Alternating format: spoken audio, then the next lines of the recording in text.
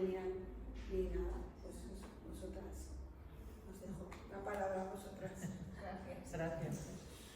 Yo quería dar las gracias a ti, Ana, a Luis y a Elena, que sois los que dais vida a esta biblioteca súper activa y que siempre estáis haciendo cosas con los críos, los peluches, me parece muy guay lo que hacéis y gracias por la invitación de actuar en casa, que yo soy vecina del barrio. Gracias a Alberto también por organizar, coordinar todo esto y a las que habéis venido aquí, ya que se une más gente. Bueno, es que ricasco. Yo me había preparado cosas que siempre me preparo, pero luego digo otras. Siempre está bien tener un guión. Hablaba antes, ¿no?, que cuando presentamos a alguien y decimos, pues, ¿quién es Fátima? ¿No? Fátima Frutoso, ¿quién es alguien? No hablamos de quién es, sino de lo que ha hecho, ¿no? Sin embargo, me parece más interesante saber quién eres, ¿no? ¿Quién eres, de dónde vienes, ¿no? Pues yo creo que también, o sea, al final lo que reflejas en tus libros es quién eres, de dónde vienes, desde tu nacimiento, dónde has vivido, dónde has crecido, más allá de lo que hayas escrito, ¿no? Pero bueno, ella ha escrito novela, sobre todo poesía. De hecho, uno de los poemarios hicieron una puesta en escena, una ópera que se estrenó en Alemania, o sea, me parece una pasada. Entonces, yo como editora pequeñita, pues tengo mucha suerte de poder editar a alguien como tú. Y de hecho, cuando me llegó la propuesta de editar su libro, pues yo al principio lo cogí como hacemos con esa prepotencia de editor, ¿no? De a ver, ¿qué es esto? ¿No? Con esas gafas de editora, de a ver, de ese poder que te otorga, ¿no? Un poco de decidir qué edito y qué no edito, ¿no? Y empecé así, a ver, y me acuerdo que me enganché y que Javi, oye, Iruña, a cenar, y yo, ir cenando que ya no, ¿sabes? Me pasó eso de hoy ahora, bueno, porque estaba realmente enganchada, ¿no? Entonces ahí es, ¿no? Yo creo que si te pasa eso es que hay algo que te está tocando, que te está llenando, que algo hay interesante ahí, que por algo te llega y por algo dejas de cenar porque es más interesante lo que está pasando. Entonces quiero que nos cuentes de qué trata esto, por qué engancha tanto, y también quiero hablar de la importancia del barrio, que creo que San Jorge es un barrio con todas las letras, que en algo que pues yo soy de tu rama, que no hay tanto barrio, que no hay, ya entendéis, ¿no? Con esa vecindad, esa hermandad, esa ayuda, independientemente del otro, quién es o quién deja de ser o de dónde es o de dónde deja de estar, la ayuda vecinal, porque sí, por ayudar a tu vecino, ¿no? Y esto aquí es primordial, entonces presentarlo aquí en un barrio donde hay tanta asamblea, tanta ayuda de vecino, pues creo que es importante hablar de estas dos cosas. Entonces, Eskerrik asko etortzeagatik, arratsaldeon. Gracias a la biblioteca, gracias a las personas que estáis aquí, y hemos venido a eso, a hablar de la impaciencia de las mariposas. Yo no era una niña que hacía mucha vida de barrio. Yo era una niña cuatro ojos que se iba hasta, no tenía biblioteca en mi barrio, lamentablemente, y me iba hasta el barrio del centro de San Sebastián, hasta la Plaza de la Constitución, y era una niña muy asidua y me llevaba los libros a casa, y era una niña bastante encerrada en mi habitación, pero sí era consciente del grado de complicidad, de lo que hoy llamamos sororidad, que se producía en el barrio. Aunque yo era una niña bastante aislada, sí era consciente de todo lo que estaba pasando a mi alrededor, que tenía mucho que ver con lo que hoy se llama sororidad, hermandad entre mujeres. Y todas las obras que yo he escrito tienen que ver de una manera o de otra con episodios de mi vida. Antes que La impaciencia de las mariposas escribí La selva bajo mi piel, que tiene que ver sobre mi experiencia en El Salvador en la época de posguerra. He escrito Andrómeda encadenada, que tiene que ver pues, con una ruptura sentimental. He escrito siempre poesía o novela que me tocaba muy cercanamente mi vida y mi ser. Cuando yo me planteé hablar de no de forma profunda, pero sí de hechos que ocurrían en mi barrio cuando yo era pequeña, me planteé a ver si quizás la mejor idea era ir a la narrativa novelística. Pero me di cuenta que el grado de agilidad que yo necesitaba para contar ciertas cosas y el grado de dramatismo que yo le quería imprimir no me lo proporcionaba la narrativa y la prosa novelística, y que necesariamente tenía que ir al teatro. O sea, yo la decisión de que La impaciencia de las mariposas fuera teatro fue prácticamente inmediata. En cuanto me quedé con la idea y rumié la idea y puse en mi cabeza todo lo que tenía que contar, enseguida me decidí, digamos que la duda entre novela o teatro me duró una tarde. Enseguida me decidí por el teatro. No tenía experiencia en teatro. Mi única experiencia es haber sido una lectora empedernida de teatro. Tenía una profesora que, igual que nos daba, era una loca de Rafael Alberti, nos daba las obras completas de Rafael Alberti, nos daba también mucho teatro para leer. Yo recuerdo leer con 14 años A niños para una dama de Antonio Gala, por ejemplo, ¿no? Y luego ya llegar al teatro en San Sebastián, al teatro en vivo, no al de lectura, con obras como La muerte y la doncella de Ariel Dorfman, y quedar pues, con 18 años súper impactada por lo que sucedía sobre un escenario. Y toda mi experiencia era como lectora y como espectadora. Pero me pasó con La impaciencia de las mariposas, igual que con Andrómeda encadenada, que a la hora de plantarme frente al ordenador y escribir, estaba en una especie de estado de gracia, eso de que Gukluk, que dicen, sí, que dicen esa suerte del creador que dices, esto va a ir bien, ¿no? Los personajes son 4 mujeres muy distintas en edad, en procedencia, en caracteres, en todo, son muy diferentes, pero están unidas por el hecho en sí, la acción que se da en esta casa, en este barrio, y también por una concepción de la vida en la que el individualismo no tiene cabida, que es justamente lo contrario que nos está pasando ahora en la actualidad. Yo le decía a Iruña, preparando esta presentación, le decía, a ver, las influencias, las vamos a decir, Darío Fo, la casa de Bernarda Alba influye Susie Miller y Prima Facie, la obra que está representándose ahora en los teatros del Canal, que habla sobre víctimas. Las influencias son claras, también cinematográficas, con El espíritu de la colmena, con Belinda, de Elmel Harris. Las influencias son claras, pero lo que sustenta la acción, los conceptos, la concepción del mundo que sustenta esta obra es el apoyo y la solidaridad como antídoto del miedo. O sea, el miedo nos paraliza, el miedo es el padre de la crueldad, el miedo nos aterroriza a las mujeres cuando tenemos una sociedad enormemente violenta, con una violencia sistemática sobre nosotras terrible, y para contrarrestar ese miedo, lo que uno de los grandes poderes es el de la hermandad entre nosotras mismas. Es decir, no hay individualismo y sí a la creación de redes femeninas y feministas que nos ayudan a sacar la cabeza ante toda una serie de violencias que nos acontecen. Ese es un punto, digamos, de pensamiento antropológico que subyace en toda la obra, y otro punto es el reivindicativo, es decir, el mundo que yo quiero es un mundo en donde el utilitarismo, la disponibilidad permanente, el freno a lo diferente no nos conviene y no nos gusta.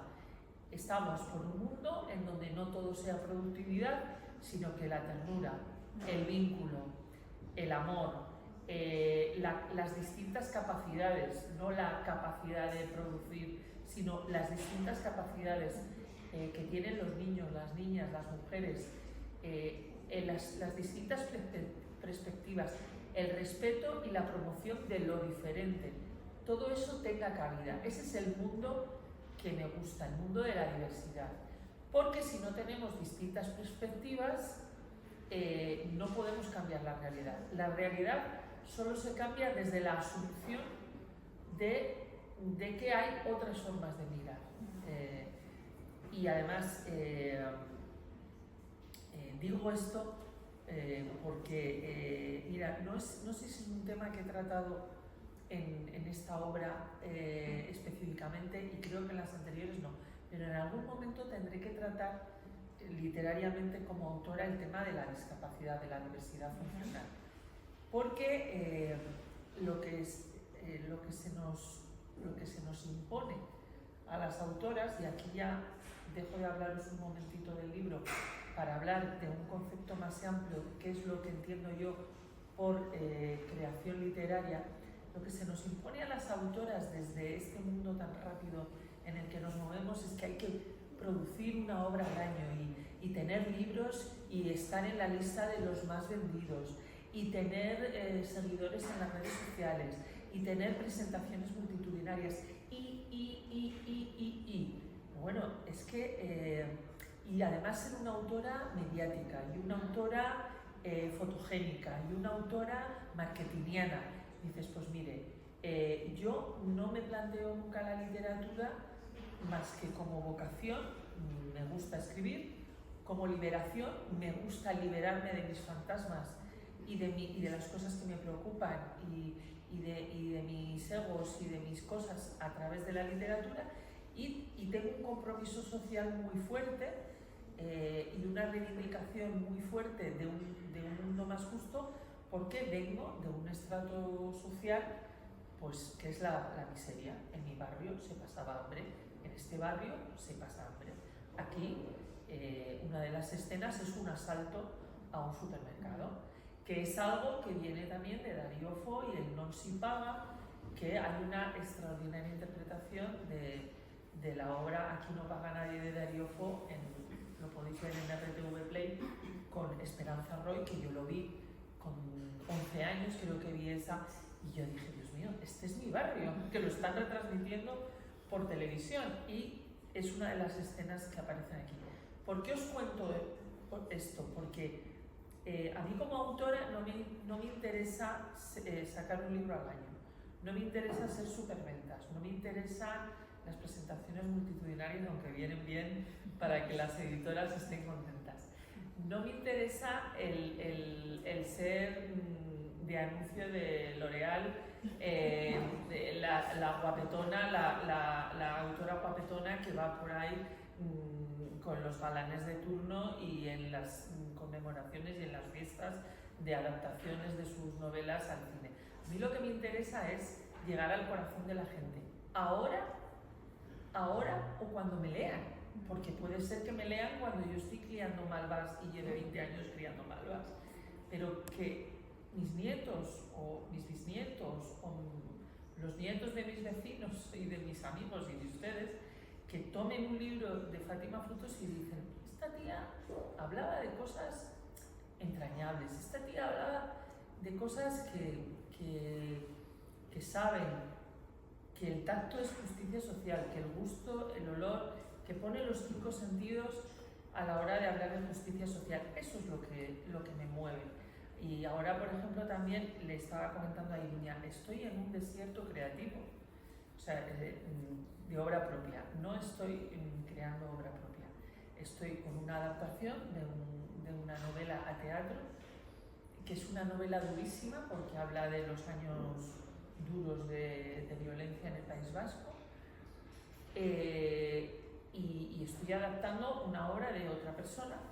¿Y luego qué? Porque yo esta adaptación la tengo que entregar dentro de 3 meses. Bueno, pues luego no lo sé, porque yo me suelo quedar embarazada de obra.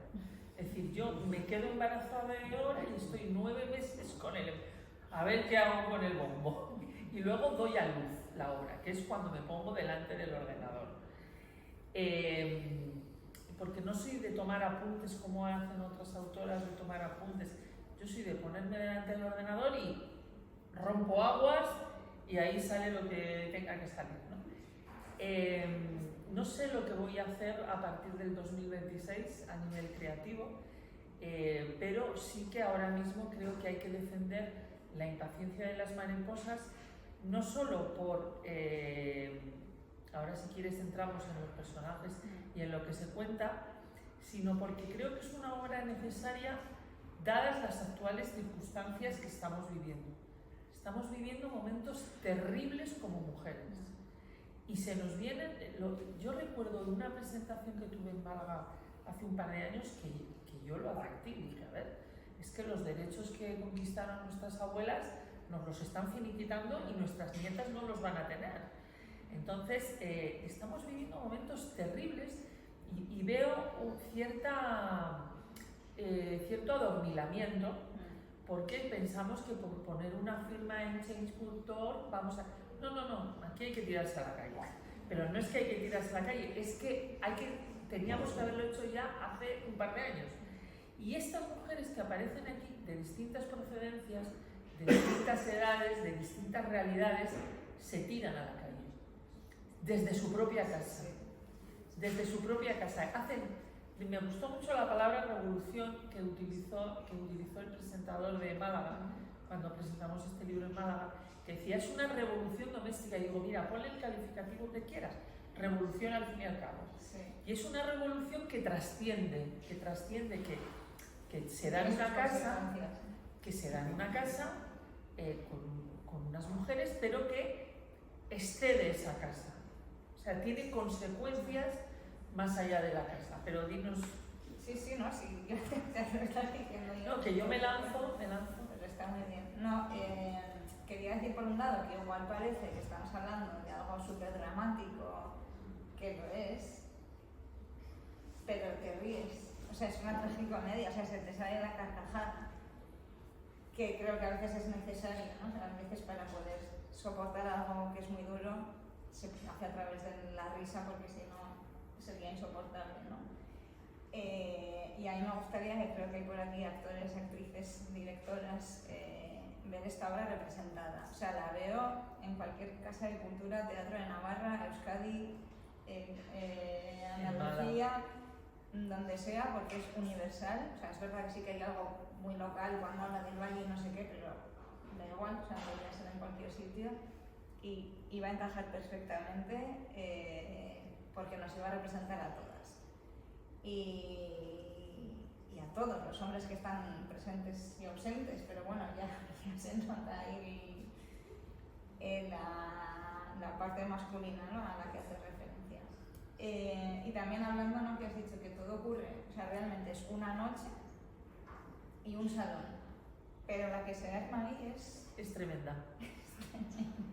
Es tremenda. Y lo gracioso es que cuando lo estaba escribiendo digo, es que esto, si no ha pasado en mi barrio, ha estado a punto de pasar. O sea, porque es todo como...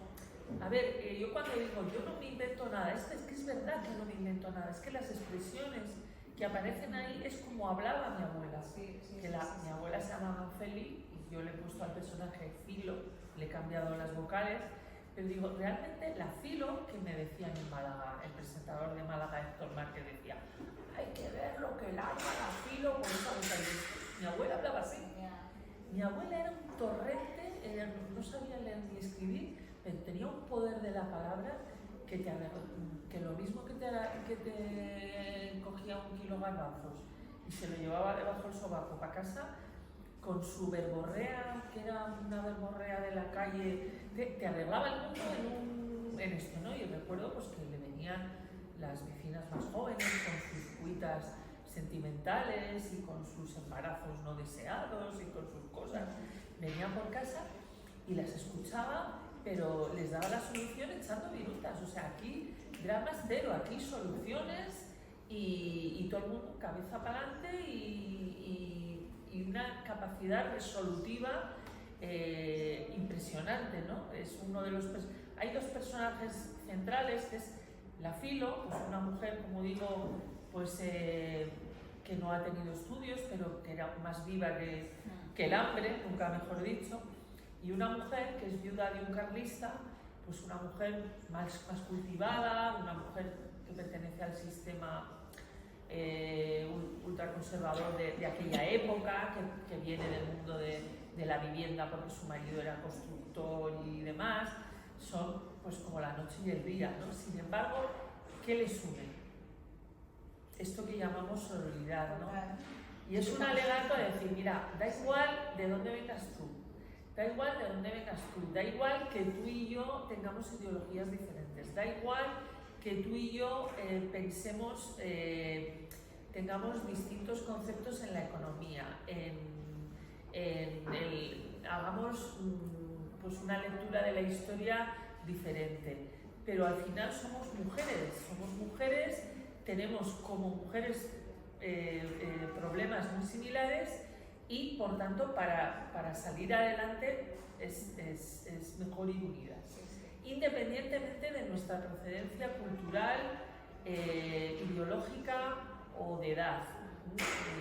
Es uno de los mensajes que se lanzan. Sí, luego a ver, va saliendo la obra y es como, sabes que algo se está tramando, algo está gestando, algo está pasando ahí, no sabes qué, pero hay como un pulso ahí, ¿no? Del que tampoco quiero contar mucho, pero sí que es verdad que tratas temas como la pederastia en la iglesia, la orfandad, el aborto, o sea, hay un montón de temas ahí que...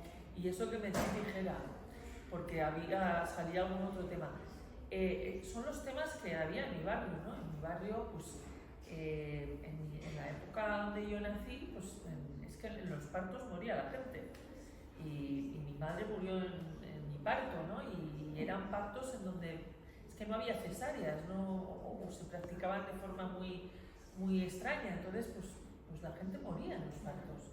Y había muchas huérfanas, ¿no? Y yo me acuerdo que no era una niña en el colegio de las monjas, pues que había otras como yo, ¿no? Pues, y luego ponías el televisor y te encontrabas con Heidi y Marco, que también eran huérfanos, ¿no? Heidi era huérfana y Marco estaba buscando a su madre. Y dices, bueno, pues si en la tele andan así los dibujos animados con los que nos hemos criado, y Pipi Calzar Largas no tenía padres. Y yo me he criado con Pipi Calzar Largas. Y me ponían las trenzas como Pipi Calzar Largas y llevaba una media de cada color como Pipi, ¿no? Y entonces pues dices, bueno, pues esto de la orfandad de pequeña no lo vives de una forma, pues, pero luego de mayor sí que te das cuenta, de adulta, sí que te das cuenta de una serie de carencias, ¿no? Ves a tus amigas hablando de sus madres, de que ahora mismo están cuidando a sus madres y cómo cuidan a sus madres y les preguntas el porqué de ese cuidado y de esa atención y te empiezan a hablar de todo lo que sus madres les han dado a ellas, ¿no? De todo lo que ha sido la atención, el cariño, la transmisión de valores, y dices, ostras, esto es muy grande lo que estas madres han dado a estas hijas. Y yo me he criado asilvestrada, ¿no? Dices, al final, recuerdo a un sobrino en El Salvador, conversando con él, que me dijo, la verdad es que es el mejor piropo que me han dicho en mi vida. Fíjate que me lo puede decir un jesuita, con la cantidad de varones con los que he vivido y he amado, y el mejor piropo me lo puede decir un jesuita, ¿no? Y me dijo, María, eres una persona, eres como cuando en medio de un pedregal tiran una semilla y de repente de ahí nace algo, ¿no? Nace una amapola, y dice, pues es que a ti te tiraron en ese barrio, ¿no? Y te buscaste la vida en mitad del pedregal para leer esto, escuchar aquello, analizar lo otro, y siempre saqué de estas mujeres, todas y cada una de las mujeres que aparecen aquí son reales, han existido. La Chari, las cuitas que le ocurren, la forma que tiene de corregir a las demás porque es la única que está un poco ilustrada, existió, se murió con 38 años. La Filo ya he dicho que es la Celi, la Jeru, que es la típica carlistona, conservadora, pero de esa época. Ahora son bastante más intolerantes. En aquella época, como teníamos episodios de violencia, la gente ultraconservadora rebajaba su nivel de belicosidad porque había un problema de violencia, había una serie de violencia política que nos atañe a todos, ¿no? A todos los que vivíamos en esos barrios. Y luego hay una mujer maltratada por su esposo, que en aquella época el maltrato era absolutamente un tema tabú. Yo recuerdo, aquí no aparece, pero yo recuerdo la primera vez que llegó una vecina con un moratón en mi casa diciéndole a mi abuela, es que limpiando la lámpara se me ha caído la lámpara encima. Y mi abuela dijo, te ha pegado, ¿no? Te ha pegado. Bueno, pues en aquella época el te ha pegado era muy difícil reconocerlo porque la gente se inventaba excusas para no decir a mi marido se le ha ido la mano. Y otra cosa que me sorprendía mucho de pequeña era el grado de normalidad que se le daba a eso, ¿no? O sea, eran muchas las mujeres que unían la palabra matrimonio o la vivencia matrimonial a soportar una serie de violencia física que parecía que iba en el mismo pack. Es decir, porque estoy casada, a mi marido se le puede ir la mano. Y si no, no haberte casado. Porque estas cosas que aquí aparecen, pues eran el día a día en mi barrio. Y es importante decir que lo que desencadena la unión entre todas estas mujeres es los abusos a una niña y los abusos por parte de un sacerdote. Tengo que decir que en mi barrio, exceptuando un cura que teníamos, don Lino, que era bastante estricto y demás, el resto de sacerdotes que teníamos a Bartolo, que luego llegó a ser un crack en la Catedral de San Sebastián, un número 1, eran bastante buena gente. Lo que pasa es que la idea de meter la pederastia vino, de meter el tema de la pederastia como forma de unión de todas ellas, desencadenante de esa sororidad de la que venimos hablando, fue porque un escritor navarro me contó un caso de pederastia que le había sucedido a él. Yo no voy a decir el nombre de él porque vive, aunque es muy anciano. Y a mí me dejó absolutamente machacada esa confesión. Y entonces yo dije, ¿cómo puedo hablar de la pederastia, de esto que me están contando? Bueno, pues lo hago a través de las mujeres. Fue la pregunta que me hice. Este caso de pederastia que me ha contado este hombre, que es un hombre culto, que es un hombre con una trayectoria larga literaria, que se ve desarmado emocionalmente cada vez que habla de ello, con secuelas importantes y demás. Y yo cuando llegué a mi casa me pregunté, ¿qué hubiese pasado en mi barrio si estas mujeres de raza, estas mujeres que sacaban de la debilidad, hacían fortaleza, cómo hubiesen reaccionado ellas ante un caso de pederastia? Bueno, pues hubiesen reaccionado así, con todas las consecuencias, porque además el clima de violencia que se vivía en el San Sebastián del año 85, bueno, aparece el caso de Miquel Zabalza, porque fue algo que en mi barrio, conmocionó mi barrio. O sea, que de repente conocíamos la línea que iba hacia Alza, nosotros conocíamos en San Sebastián, en aquella época era una ciudad donde no te voy a decir que nos conocíamos todos, pero casi, ¿no? Entonces dices, bueno, pues que un conductor de autobús termina torturado y muerto por fuerzas y cuerpos de seguridad del Estado, ¿no? Dices, bueno, a ver, es que la sensación que apareció en el barrio es que a cualquiera le puede pasar esto, ¿no? O sea, pensábamos que esas cosas le pasaban a activistas políticos y gente que estaba muy implicada en la lucha, pero que o sea, le podía en las torturas y la situación de muerte, de que te asesinen a un vecino, a un compañero, de repente nos vimos que nos podía pasar a cualquiera, ¿no? Y entonces fue una conmoción.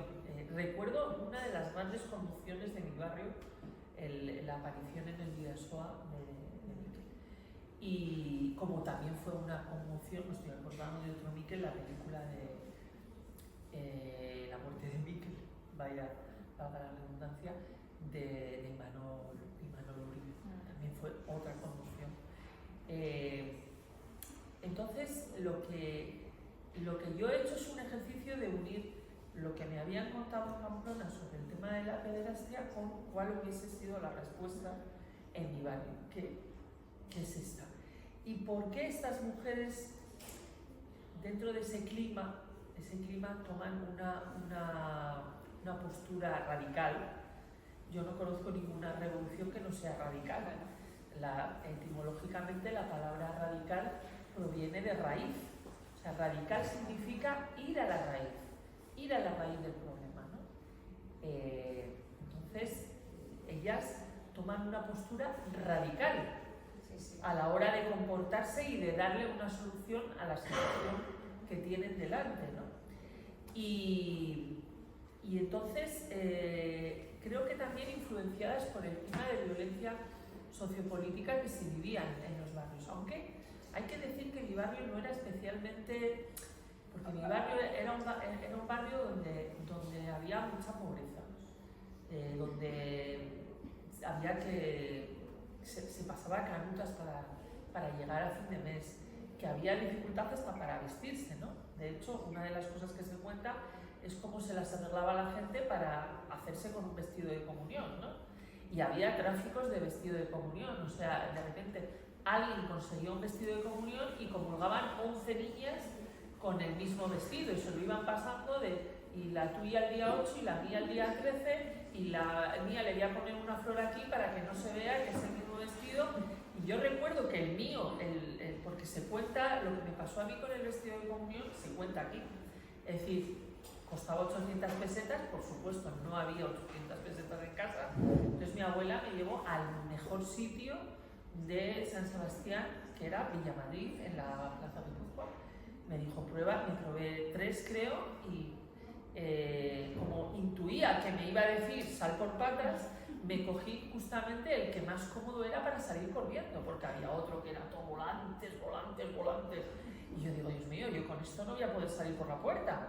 Entonces yo vi un vestido así, con 2 hileritas aquí de flores y muy rectito, muy fácil para agarrar y salir pitando. Yo salí pitando con el vestido y las 2 dependientes detrás hasta la bahía de la Concha, seguían corriendo, me tengo que meter al mar para que ellas no sigan persiguiéndome. Y esto lo cuento aquí en la piel de Amanda, pero en realidad me sucedió a mí, ¿no? Y es algo que le conté a Tomás Hierro, que para descanse, le he hecho muchísimo de menos a Tomás, y me dijo, él fue el que me dijo, Fátima, esto lo tienes que contar en alguno de tus libros, ¿no? Igual que Maite Sota, mi compañera escritora, o Elena Taberna, mi vecina cineasta, les he contado cosas que sucedían en ese barrio, que me sucedían a mí, y me han dicho, esto lo tienes que contar en una novela, que no sé si lo haré. Porque lo que sí es cierto es que el humor, que tú lo has señalado, sirve como bálsamo para contar atrocidades. O sea, es atroz que una madre y una niña tengan que robar para comer. Es atroz que tengan que robar para vestirse. Además, amorticé mucho ese vestido porque me fui no solo el día de la reunión con él, sino que me fui el día del Corpus Christi a la catedral con Setién de obispo y me puse el vestido 2 veces antes de que lo heredara otra niña. Lo estrené yo y luego ya lo reestrenaron otras niñas, ¿no? Es atroz que se tenga que robar para poder hacer una vida como las demás, para poder comer. Yo recuerdo que una vez Maite me preguntaba, pero bueno, ¿vosotras qué cenáis? En mi casa siempre se cenaba verdura. Pasaba por el turbis porque era lo más fácil de llevarte debajo. O sea, los puerros, las zanahorias, agarrabas el manojo, te lo llevabas debajo del brazo y era lo más fácil para luego pasar el turbis y eso se cenaba, ¿no? Pero un pollo era más complicado llevárselo debajo del sobaco, debajo de la axila, ¿no? Entonces, pues pollo había menos, ¿no? Y yo me acuerdo los espaguetis con tomate, los primeros espaguetis. Aquí no se cuenta, pero bueno, pues apareció un día una señora muy aseñorada en el barrio, dejó la bolsa en la puerta de la panadería y se puso a hablar y desapareció la bolsa con los espaguetis con tomate, o sea, con el bote de Orlando y las pastas gallo, desapareció porque la mujer se puso a hablar y esas cosas en mi barrio no te podías despistar porque te arramplaban con los espaguetis. Fue el día primero que se comió espaguetis en mi casa, ¿no? alguien tiene que hablar, alguien tenía que hablar, porque tengo la sensación de que la literatura que tenemos es pues como una literatura muy bestseller, muy la mujer de la orilla, el muerte fatal, el trío fantástico, todo literatura fantástica, literatura negra, literatura de bestseller, de suspense, de vamos a hacer luego pensando en una serie. Pues mire, yo la literatura que hago es una literatura que habla de las personas, que habla de cómo salir adelante, que es una literatura muy pegada al ser. Y dentro del... Sí, yo me miro ¿de quién aprendo? Pues me gusta aprender, por supuesto, de Delibes, ¿no? Y esas obras de Delibes, Las ratas, que habla del hambre, Mujer de rojo sobre fondo gris, que habla de las familias de aquella época. Bueno, La sombra del ciprés alargada es una novela sobre la orfandad que luego lo llevaron a cine, impresionante. O sea, yo nunca he visto un retrato de la orfandad tan crudo como el que hace Delibes en La sombra del ciprés alargada. Yo hablo de los corazones de la gente y además es de lo que quiero seguir hablando. A mí lo que me interesa de la gente es el corazón de la gente. Y hay una ensayista fabulosa que la voy a recomendar ahora mismo, que es Petra Kelly, la fundadora de Die Grünen en Alemania. Ella viene del SPD. A Marisa todo esto le suena mucho, porque ella tiene una cultura política impresionante. Cuando ella sale del SPD en Alemania y funda Die Grünen, ella está 3 días llorando, porque se había ido del Partido Socialdemócrata para fundar los Verdes, ¿no? Pero Petra Kelly, cuando se pone a hacer ensayo, tenía una vocación literaria importante, aparte de su vocación política. La mataron porque iba a ser la líder alemana de izquierdas más importante de varias décadas, ¿no? La mató un militar de la OTAN, con quien tenía una especie de relación y tal, por lo tanto fue víctima también de violencia de género, de violencia política. Ella escribe, su primer ensayo se titula Pensar con el corazón. Su segundo ensayo se titula Luchar por la esperanza. Primer ensayo, Pensar con el corazón en la galaxia Gutenberg. El segundo ensayo, Luchar por la esperanza en Debate. Y el tercer ensayo, Por un futuro alternativo en editorial Paidós. Estoy hablando de memoria, esos 3 ensayos, bueno, es que yo no sé cómo ahora nos están estudiando en secundaria, porque en un mundo en el que tenemos a un señor en uno de los países más poderosos del mundo, que es Estados Unidos, que es un payaso y que además de hacer payasadas es un autoritario y un Hitler cutre que te manda a todas las fuerzas y cuerpos a una ciudad como Portland a machacar la ciudad, a perseguir a inmigrantes que son los que están levantando el país y haciendo los trabajos que nadie hace. Tienes en Polonia a cuadrillas de gente haciendo redadas para que las mujeres no usen minifalda y se vistan de manera decorosa.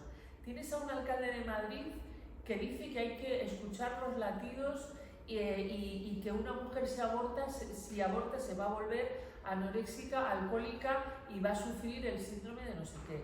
Tenemos un mundo tan terrible, tenemos una flotilla en estos momentos intentando hacer llegar ayuda humanitaria a un genocidio en vivo y en directo, porque el Auschwitz de hoy en día se llama Gaza. El Auschwitz de hoy, y me acuerdo de ese autor que decía, no puede haber poesía después de Auschwitz. Lo que sí puede haber después de Auschwitz es otro Auschwitz, que es lo que estamos viviendo ahora. Y cuando yo, que tengo pareja alemán y muchas amistades en Alemania, yo decía, pero bueno, vuestros padres, ¿cómo no se pronunciaban ante los campos de concentración? Vuestros abuelos, ¿cómo no se pronunciaban ante los campos de concentración? Ante millones de personas masacradas, que salía el humo y las cenizas caían en los cuerpos y en los campos. Y siempre hay dos respuestas posibles: o el silencio, o no te dicen nada porque sienten el peso de la tragedia de sus ancestros, o te dicen el miedo. El miedo paraliza, el miedo es el padre de todas las crueldades. Es un miedo que tenemos como sociedad a pronunciarnos. Yo le veo a Ada Colau todas las noches en la conexión que hacen para hablar sobre, yo digo, la veo demacrada, la veo con ojeras, digo, esta mujer tiene que estar pasando miedo ahí metida, pero es que es el momento de las valientes, es el momento de las valientes.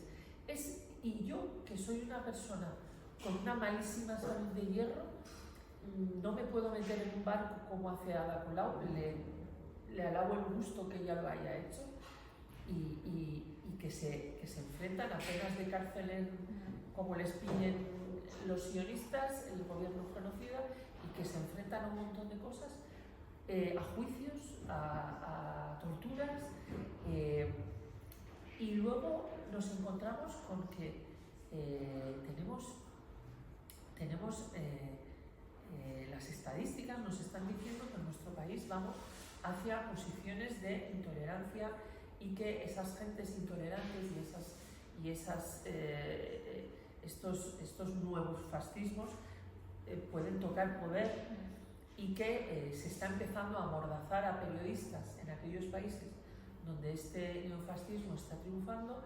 Y yo ya me estoy colocando en una posición como autora comprometida, como autora de izquierdas, como autora con compromiso social, como autora que tiene obras de teatro que hablan de la pederastia en la iglesia, de cómo se organizaban las mujeres en los años 80, de qué respuesta le daban a los problemas como el maltrato, el aborto, la prostitución. Siendo como soy, significada como estoy, ¿qué va a ser de mí de aquí a 5 años? ¿Voy a poder escribir? ¿O voy a ser silenciada? Y yo ya me estoy empezando a dar respuestas a mí misma. Si una persona como Ada es capaz de meterse en un barco y ocuparse la vida, yo, como mi literatura es lo único que sé hacer, y mi pluma es mi libertad, y mi herramienta de trabajo, y mi posición en el mundo, y mi compromiso con la justicia social, empuñando esa pluma, que me pase por lo que me tenga que pasar. Pero lo único que puedo hacer como autora es incrementar el grado de compromiso social que he tenido. Que tengo que decir que he aplicado la autocensura en muchas ocasiones. No voy a hablar de esto, no vaya a ser que... Pero sin embargo ahora es el momento de decir, precisamente dado que va a ser seguro que nos señalen más de lo que estamos, va a ser seguro que tengamos unas consecuencias en nuestras vidas, va a ser seguro que tengamos que recibir, que nos intenten silenciar, que nos insulten, que nos agredan, que eso va a pasar. Bueno, pues si va a pasar, que pase con razón. Es decir, que el compromiso se incremente. Entonces, yo no sé lo que voy a escribir en el futuro, pero sí sé que será un mayor compromiso social del que he tenido hasta ahora. Y el feminismo será un feminismo muchísimo más radical que el que he tenido hasta ahora. Y que antes, yo que vengo de investigar en una universidad privada, yo decía, estoy investigando sobre el exilio en una universidad privada. No voy a poder, según qué cosas, plantear. Bueno, yo ya creo que en este grado de... en esta coyuntura social, ya la creatividad en personas comprometidas como yo tienen que, y en investigaciones, tienen que ser ya a tumba abierta. Tienen que ser ya, pase lo que me pase, pase lo que me pase. Y defender lo público con uñas y dientes. Pase lo que nos pase. Y si ha habido gente, yo que ahora estoy con María Luisa Elío estudiándola, que ha sido encarcelada, exiliada, y que, pues, machacada por las circunstancias, y que aun y todo ha conseguido tener una obra reseñable, chapó. Pongamos a esas mujeres como referencia, las que sufrieron cárcel, sufrieron traumas, fuera de su tierra, fuera de su cultura, con dificultades de todo tipo. Y aun y todo, hicieron una obra literaria considerable que sigue siendo referencia para las generaciones venideras. Tomémoslas como ejemplo, pero tomémoslas como ejemplo rescatándolas y poniéndole a nuestras niñas, a estas mujeres como mujeres bandera, como mujeres bandera. Estas 4 protagonistas de aquí también son muy mujeres bandera. Y yo me uno, ya me callo y os doy paso, que yo cojo carrerilla. El reto ahora es ponerlo en el escenario. Que La impaciencia de las mariposas se puede leer y se lee muy a gusto, Sí, sí, sí. pero lo importante es que haya un público que lo vea. Yo no vengo del mundo del teatro, yo solo soy autora, no soy actriz, no me veo capaz de dirigir una obra de teatro, pero mi deseo es que alguien lo haga. El mío también.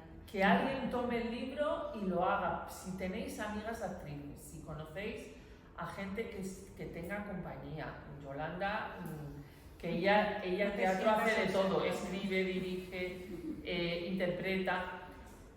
Navarra merece, y Euskadi, porque es una acción que se desarrolla, bueno, yo he puesto una ciudad fronteriza, pero bueno, se ve que es el norte de la península, ¿no?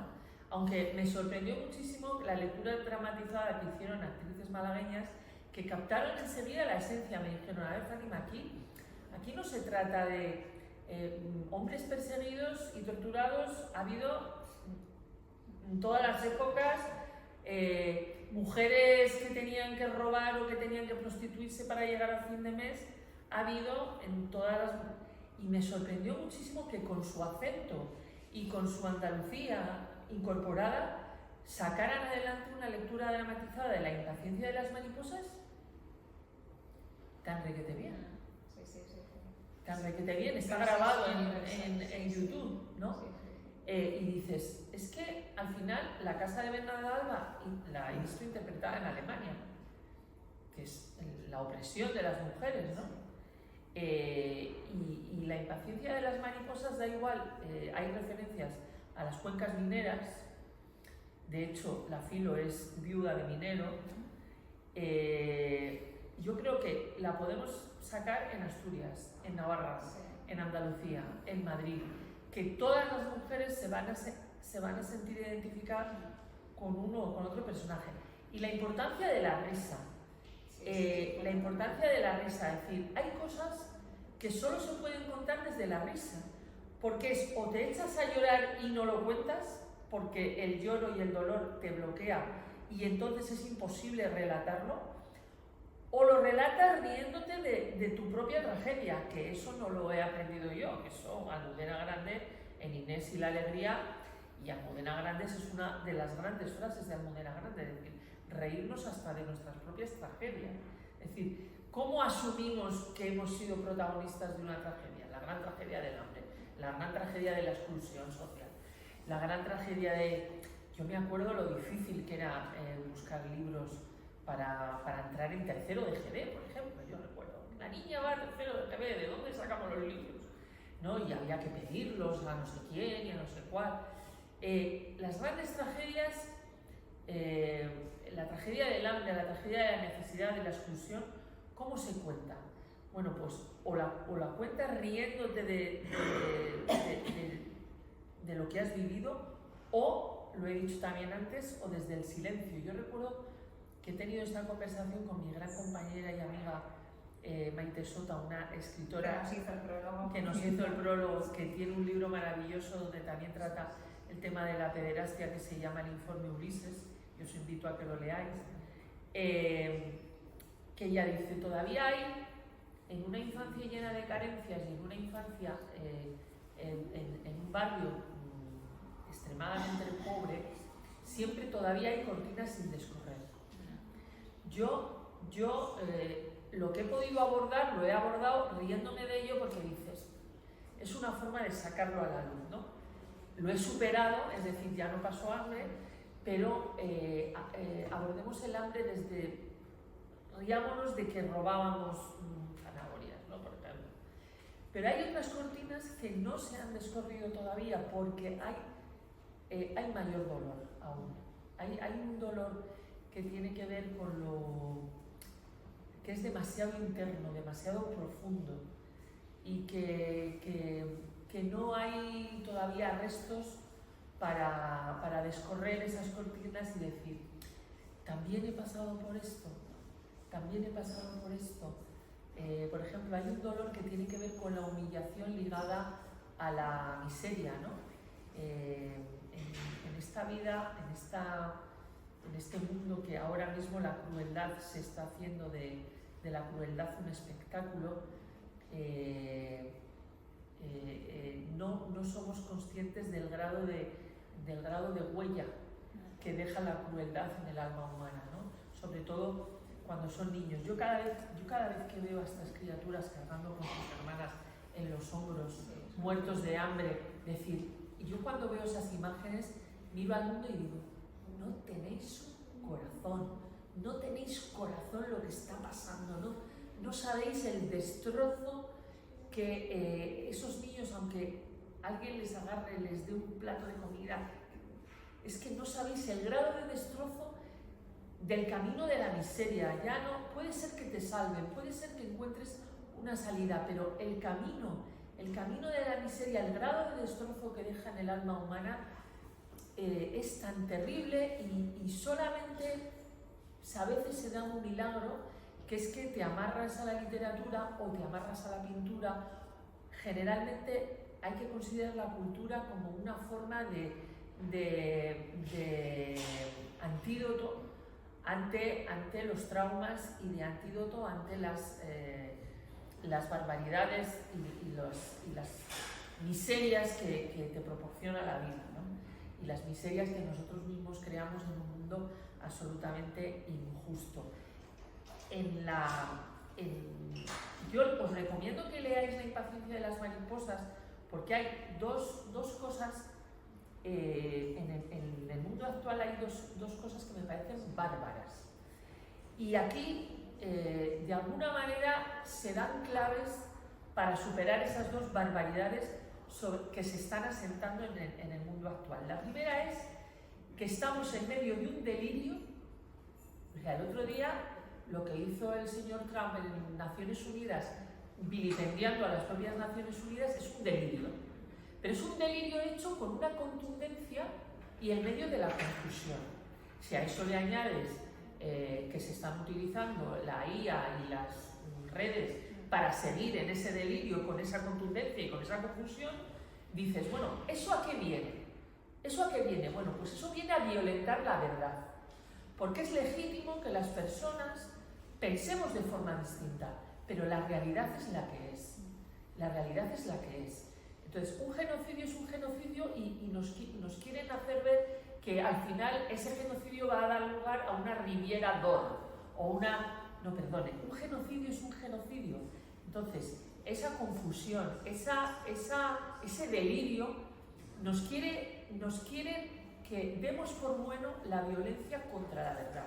Lo que se está haciendo ahora es perpetrar un asesinato constante de la verdad.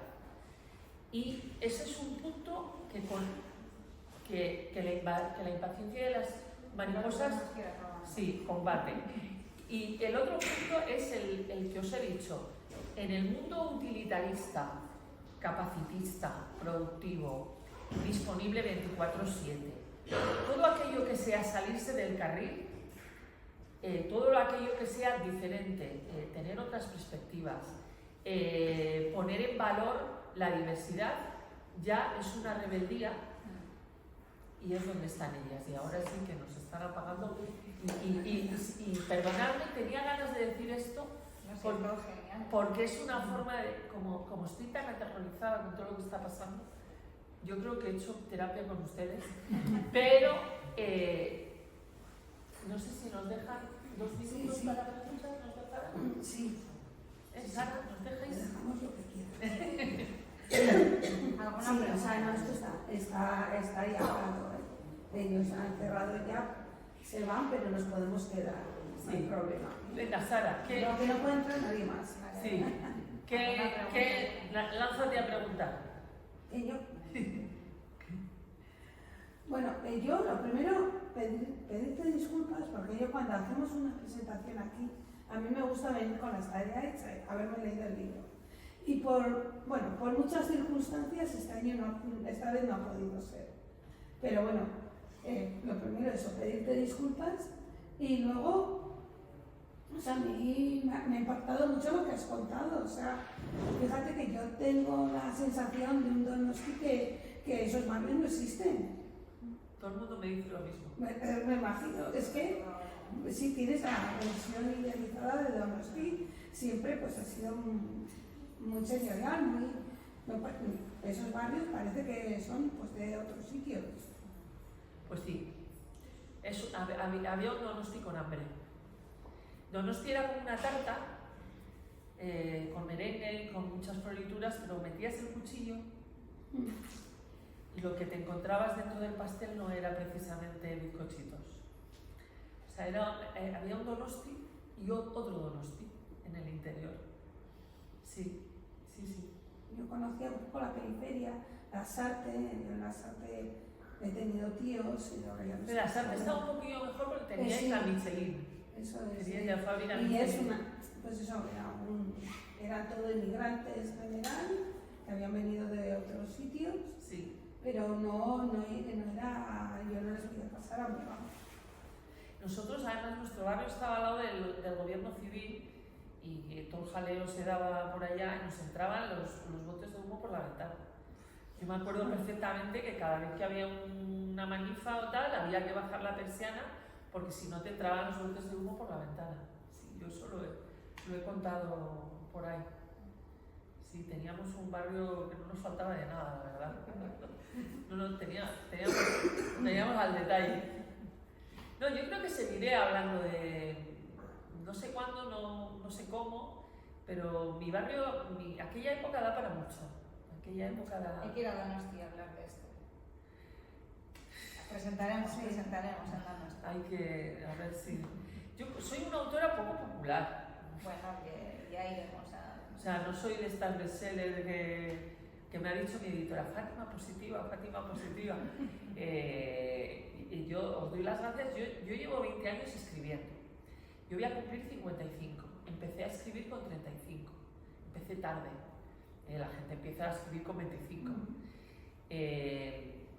Yo empecé tarde. Bueno, a ver, a publicar. O sea, escribir, llevo escribiendo desde que tenía 14 años. Pero en estos 20 años, las grandes alegrías, que las he tenido muy grandes, las he tenido en Alemania, en Madrid, en Málaga.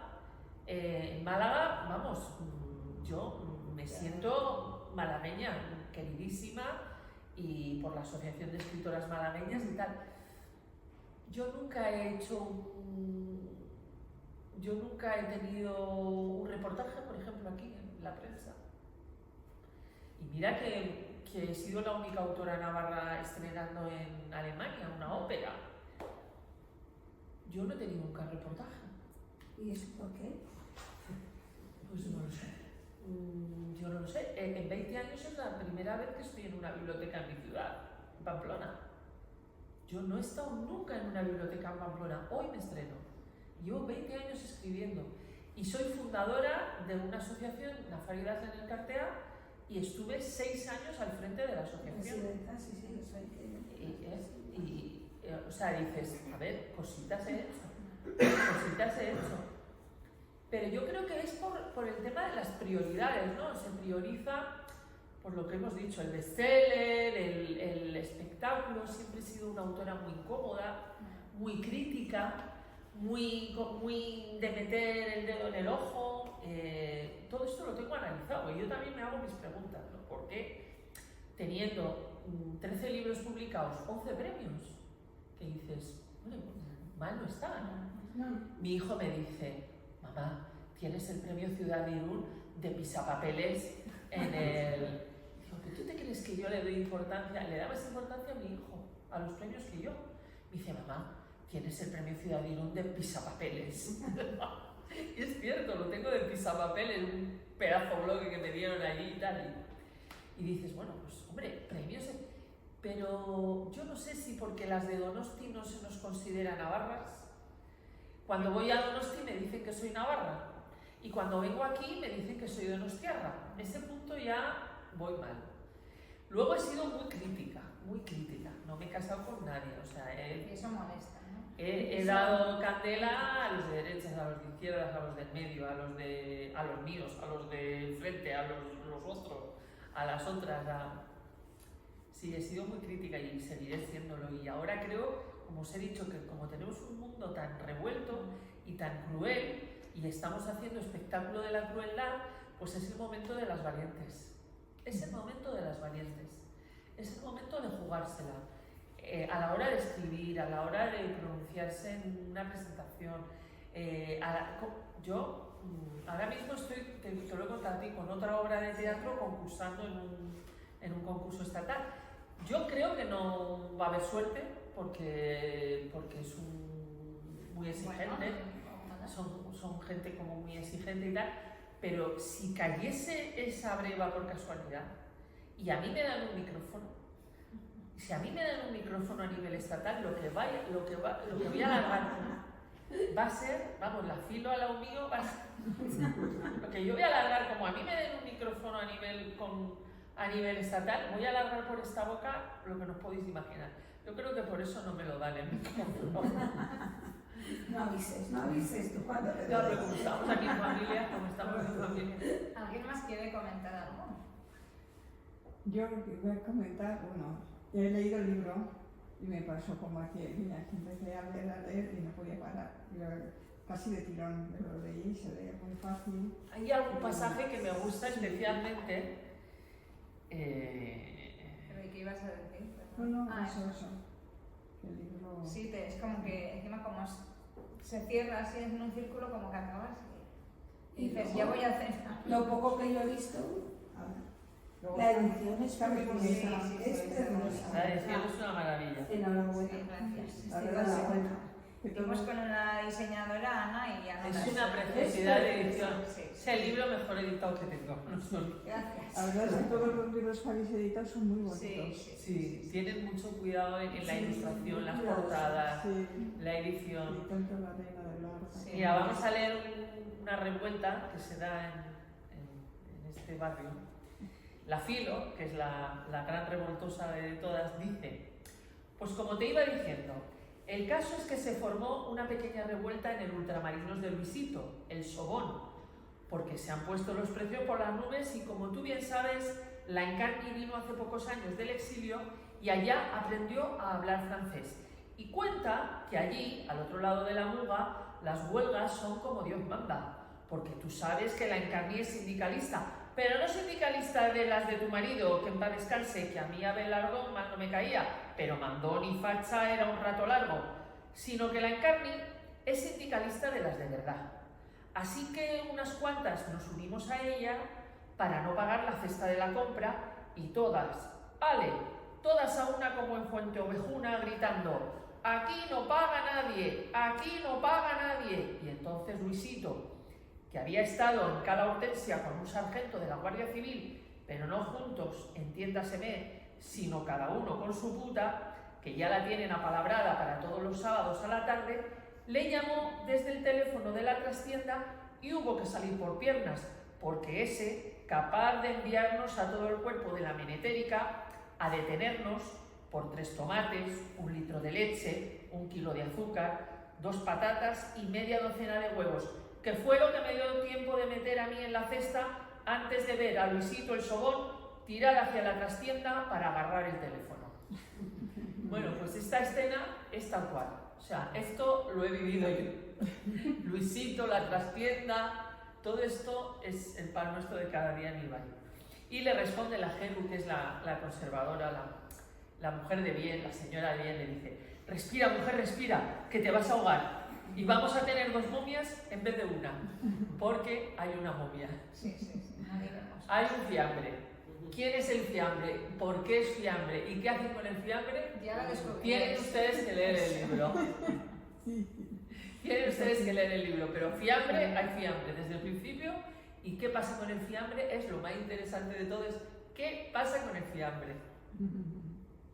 Lo dejamos en... Y luego también está escrito desde los ojos de una niña, ¿no? Porque está, la protagonista es la niña, por lo menos para Amanda. mí, ¿no? Amanda. Que es un homenaje en el nombre a Víctor Jara. Recuerdo Amanda. La canción de Víctor Jara. Es uno, Sí, sí. tenía súper claro que la protagonista se iba a llamar Amanda.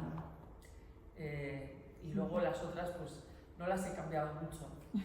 La Feli es la Filo, la Jeru es la Jeru, la Chari es la Chari, la Marichu es la Marichu. La Marichu es a la que la palean. Sí, y era trinchadora de pollos en el mercado San Martín, que ahora es el FNAC de San Sebastián. Ah, Sí, el FNAC de San Sebastián, donde venden libros, era el antiguo mercado San Martín y era trinchaba pollos en el mercado San Martín. Yo me acuerdo del mercado San Martín perfectamente. El otro día dije, ostras, es que lo que ha cambiado esa parte de San Sebastián, digo que yo con 4 o 5 años iba agarrada al delantal de mi abuela por el mercado San Martín, que era un barrizal, el suelo era un barrizal del agua, de tal, de la hoja de lechuga que se caía, tal. Y pensar que ahora es un centro comercial lejano. Y digo, claro, es que han pasado 40 años. De aquello han pasado 40 años. Pues esto... Bueno, yo creo que ha sido un placer Sí. escucharte, ¿no? Sí, Podríamos estar aquí. Gracias por todo. ¿Tú querías Sí, preguntar? dos veces que ya no que te escucho y siempre es diferente, o sea, ¿Así? siempre sacas algo que no es decir, no es lo mismo, o sea... Pues yo a veces creo que me repito, fíjate. Pues no, pues la verdad que es la segunda vez que veo la presentación y sacas algo nuevo. Sí, sí. Pues recomendad mucho el libro porque hay que vender libros. ¿Nos sacamos una foto? Venga, sí. Muchas gracias. Gracias a vosotros.